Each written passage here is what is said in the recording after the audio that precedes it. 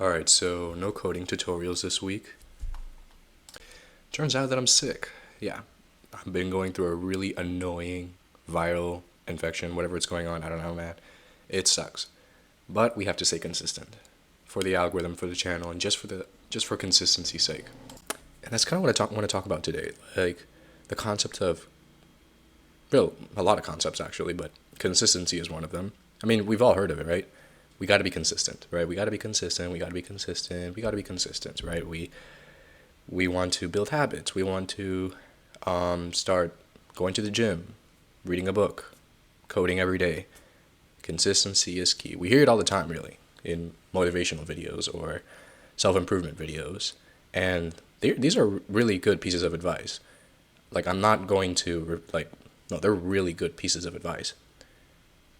The only problem is that life doesn't care. Like, the universe doesn't care. It doesn't care if you're listening to motivational videos. It doesn't care if you are being consistent or if you have ambition.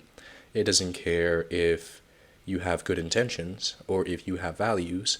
It doesn't care at all because life is messy and life can be very chaotic. So, what do you do then? This is why I always tell people instead of watching motivational videos, which is a good thing, by the way, it's not a bad thing. Like, we don't have to go to extremes. Motivational videos, self help books are good. Like, they're not bad. They are good, and I read them. I read them as well. There are some very good ones that I have personally read. Atomic Habits is a really good book, for example. But these books don't deal with the foundations. They don't deal with, like, they're good in theory. They're really good in theory, and if you put them in practice, actually, you can get results. But there's also a flip side to it because they don't always address the chaotic side of life. And I think this is where like philosophy comes into play. And for us coders, for us programmers, for us people who are in the technology world, especially when we're dealing with things like artificial intelligence, with AI, with just all the crazy stuff that's going on in the world nowadays. We're living in some really interesting times, not gonna lie. And AI is just one of those industries that are just exploding like crazy. Like, this is not just some kind of hype technology. No, it's a technology that's actually transforming everything we just everything really. And that's why I talked about before. Like, philosophy is like technology right now more than ever needs philosophy. But today I want to revisit that topic, but from a different angle, more of an angle of like discipline and I guess you could say self improvement, because us developers, us coders, software engineers, AI engineers, machine learning engineers, data scientists, whatever role you classify yourself as, or just anyone really, we all need the skill of consistency. We all need the skill of discipline. We all need the skill of purpose. And I intentionally say the word skill because it's a skill. It's something you develop. Many people, I mean, I always like laugh when people are like, "Oh man, how are you so motivated? I wish I had that." As if it was something that I was like born with. No, it's a skill. It's something your brain you like train your brain. The more you choose to do things that are uncomfortable to you, the more your brain gets good at doing things that are uncomfortable. Because it's a skill. It's something you're practicing. So if you're like doing something that's very uncomfortable, and then all of a sudden I'm like, "Oh man, this thing is very uncomfortable." Yeah, it's probably not for me. It's like I don't know, that never makes sense to me. Like no, duh, it's uncomfortable. It's probably the first time you're doing it. What are you going to expect? What, you didn't have the typical super talented savant brain that Hollywood tends to show unrealistically, and then you're gonna all of a sudden conclude that this discipline or area that you're interested in is just not for you just because things got difficult? I mean, come on, bro. Like, come on. So this is a skill. It's a skill. There's nothing wrong with it. Like, people get frustrated over, they tend to make problems a lot bigger than they seem to be. It's a skill. It's a muscle. It's a muscle you have to train. And this is another thing. You also have to, like, some people have really big egos. I have a big ego. So this is something I struggle with. Like, I get frustrated that I'm not able to be maybe as super disciplined or focused as some really high performing individuals. Heck, I mean, take a look at Elon Musk, man. That dude is very high performing. Like, whatever you think about him, I don't really care about. I don't really watch the news or politics that much. That's not really my area of interest. I'm just interested in like what he's done, technologically speaking, but I'm not really interested in like his political views or anything like that. I really don't care, to be honest. I'm not in that space. It's a very toxic space at the moment, but it's just not of interest to me. So whatever you think about him, you do have to accept the fact that the dude is a high performing individual that knows how to work. That's something I admire from him. Again, apart from all the things that he probably has said or not said or whatever, I really don't care. But like, that's a high level performance. There are many other individuals that are like that as well. I don't have that level of high performance yet. I want to get to that level, but I don't have it yet. And I get frustrated at times that I don't have that level of focus or discipline. But that's the thing. It's not a motivational thing. It's not like I have to watch now 10 motivational videos in order to be able to, perform like they do. No, actually, these individuals are not even watching motivational videos. They just get up and work. And that's a skill. That's something they train their brain to do for like years. By the way, if my voice sounds a bit different, and yeah, no coding tutorials this week because, again, I'm trying to be consistent. Just post at least once a week. Some weeks I post like 3 times or 2 times. This week I'm only posting once because, like I said, I've been sick the last couple of days, really bad. Like I had a fever for like 3 days. I had to go to the doctor to get antibiotics, so it's a mess. But I put my goal to like, hey, at least post something just once a week. I'm not gonna die if I just post something once a week. So I decided to, okay, let's cut away our ego, right? And let's just try to be consistent. Let's just try to record a podcast, right? That's probably the easiest type of recording that I do because it's not something that I have to script. It's not something that I have to organize. I don't have to like organize myself or the environment or set up the lesson and edit, like I don't have to do all those things. I just have to press record and start talking. And usually all of this is unplanned. Like this is just me improvising. And this is probably the easiest way for me to stay consistent this week. Next week, once we feel better, once we get rid of whatever it is that we caught this week, then we'll get back to them tutorials to finish up our AI Unlock series. If you're not familiar, by the way, our AI Unlock series that we're posting on our channel, we're just taking you from 0 to 100 on AI, especially the generative AI space. That's very in demand nowadays. I'm so sorry. Nowadays, it's very in demand.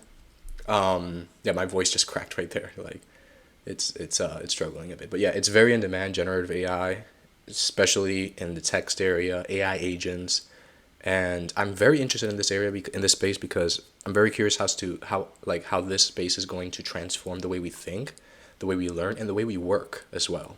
That's actually something recent that has started to like interest me. How is AI really gonna change the way we work? How is it gonna change economics? Because really, think about it. If AI hypothetically does replace all of our jobs, how's that going to look? Now, I don't think that's going to happen anytime soon, despite what some individuals say, but it may happen eventually. It may not happen.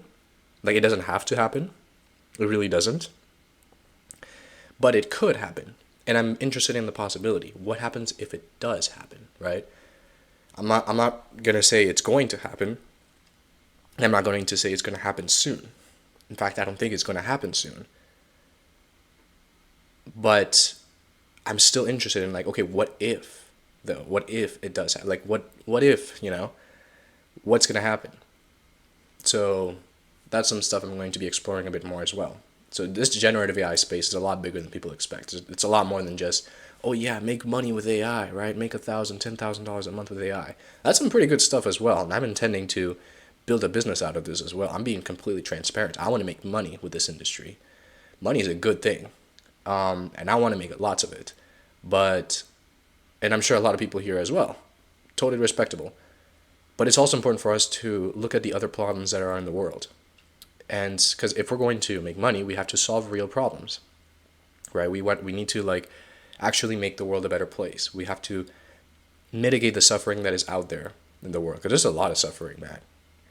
And I need to edit that cough out. I am so sorry.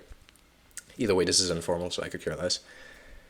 There's a lot of suffering in the world out there, and yeah, like, I think it's our duty, our responsibility as engineers, whatever engineer you are, mechanical engineer, chemical engineer, uh, you know, aerospace engineer, or if you're in our industry, an AI engineer, we have the duty to actually build stuff that mitigates the suffering that's in the world, that actually helps individuals, that helps people, that pushes humanity. That's the only way to push humanity forward, right?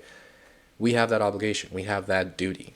And I feel like a lot of us kind of like forgotten that sense of duty. Like we just choose a career because, oh yeah, it's a lucrative path. It's a lucrative career. Again, nothing wrong with money.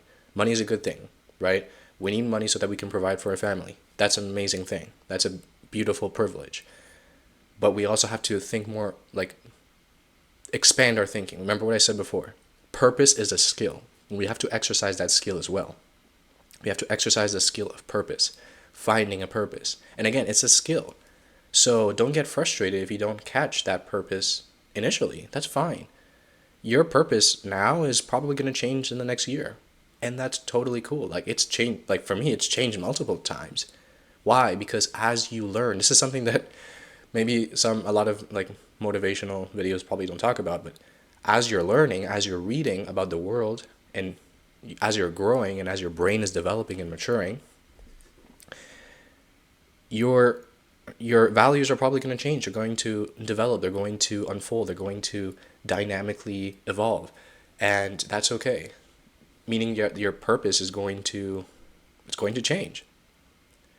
So what you thought your initial purpose was, I don't know, maybe I wanted to contribute in the healthcare industry with AI. All of a sudden, you're now contributing in the, I don't know, education space, like whatever it is, like things can, or maybe it's a radical change, right? Maybe you're no longer in AI at all. Maybe you realize that you don't want to be in the AI space. You just maybe just want to be in a general software space, and maybe not even that. Like, I don't know. Like, it could change radically, and that's okay. The idea is to not give up. Like, and I know that sounds kind of like very cliche, very motivational. Don't give up, but like seriously, like don't exit the game. Like the only way that you can lose is if you exit the game. You actually win when you don't exit the game. If you have that mentality, it makes it a lot easier. Like if you haven't exited the game, you're already winning. You're already winning. Again, I'm not trying to make this sound motivational, but like it's a skill. Purpose is a skill. I want you like if there's one thing that they can get out of this podcast episode, or whatever you want to call it, is purpose is a skill. Just like all the other things are a skill as well. Consistency is a skill. Discipline is a skill. Purpose is also a skill.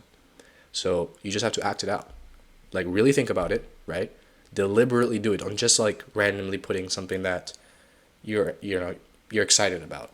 Excitement is important. Emotions are a good thing. It's important for us to get connected to our emotions, despite what some people say. It's important to be connected with our emotions. Excitement is a good thing, but also have flexibility. Not too much flexibility, but have some flexibility. And that requires skill. That requires balance. People don't like balance. People like to go to extremes. Don't listen to those people that are telling you to go to extremes. Trust me, you don't want to do that. Do the hard work. Actually try to balance things out. If you're in the AI space, you know what I'm talking about. You know how machine learning works, right? If you're in the machine learning space, you probably know the concept of overfitting, right? Overfitting a model. This also applies to the human brain. You can overfit your human brain. You can overfit your mindset. So when you're training your mindset, you don't want to go to any extreme view. Oh yeah, I'm just going to completely block out all my emotions and just focus on the task at hand. That's not healthy, bro. That's not healthy. I don't want to like sound like a therapist or anything like that.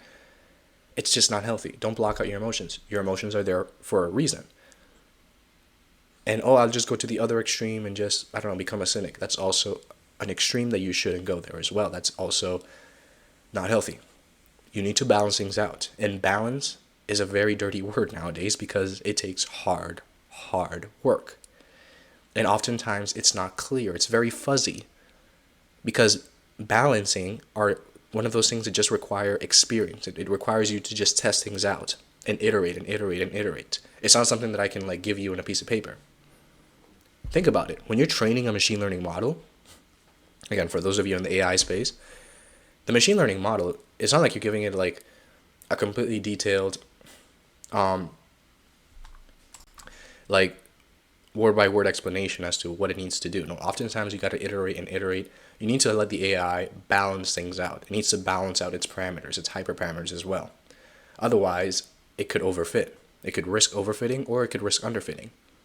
Again, for those of you who are in the AI or machine learning space, you understand what I'm talking about. The AI needs to find that balance point, that optimal balance point, where there's no diminishing results and where it's like not underperforming or just like completely overfitting in a specific task and just not doing anything at all. We have to train our brains similarly. Because if we're overfitting on going on one extreme, we're going to lose out on a lot of opportunities. You don't want that, trust me. So, where was I going with this? Oh, yes, philosophy. When we're talking about this, developing the skill of purpose, we also want to be able to do philosophy. We also want to be able to use philosophy as a tool to develop this skill of purpose. How do I know what my purpose is? Well, that's what philosophy is about. Philosophy comes from the Greek philein sophia, love of wisdom. So, what you're asking right there, what is my purpose? You're doing something that Aristotle called identifying your telos, your end. What is my final end, my final purpose? And that's something you just have to answer yourself. I'm not going to give you the answers. I'm not going to like just give you step-by-step no, I'm not going to give you the answer. That's something you have to do the exercise yourself. I've come to my conclusions. I have my values. I have my beliefs. You have to come to your own conclusions and your own beliefs as well, and your own values. But you have to be honest with yourself. You have to be very honest with yourself. You have to try your best to not be biased, and that's gonna hurt your brain. It hurts. It really hurts your brain when you're trying to get out of your own. And if this means you should cut out social media, then cut out social media. Social media is developed for people that are just biased. It's just a lot of heat on social media. It's not for people who are really want to think deeply. Like, cut social media off, even if you have to like cut YouTube. Like, you may not even watch my videos for a month, and that's okay. If it's for your mental health, if it's for your self-improvement, do that. Like, cut like all videos out and disappear for a month, 30 days. And you're going to feel things that are like, it's going to be very uncomfortable. It's going to be very painful. But you're going to come out better and with a lot more clarity. I've done it, and I recommend that you do it as well. And it also contributes to developing the skill of purpose. So read philosophy, study it, and tell me what you like or what you don't or what you dislike about it. Or, no, Anthony, that's a bad idea. Yes, my name is Anthony. You can call me Tony as well. Tony, that's a bad idea. No, I hate philosophy. I already tried it, been there, done that. Okay, that's fine. But share your thoughts in the comments. Like, what was your experience with it? Because if we're tech guys, in this new industry called AI, boy, we're going to have to do a lot of philosophy to make sense of this thing called AI. We can no longer become computer science purists. We can no longer become math purists. We have to integrate philosophy into technology. This is what the greats have done before, right? Alan Turing, boy, he's a philosopher as well. Einstein, philosopher. Dude read Kant. Einstein read Kant, man. Max Planck. Bro knows about idealism. Like, these greats, man, these great individuals, they know their philosophy. Don't be mediocre. Actually expand your mind. Don't become a purist. Don't become an extremist. Balance your mind out. And that's it for today. Done.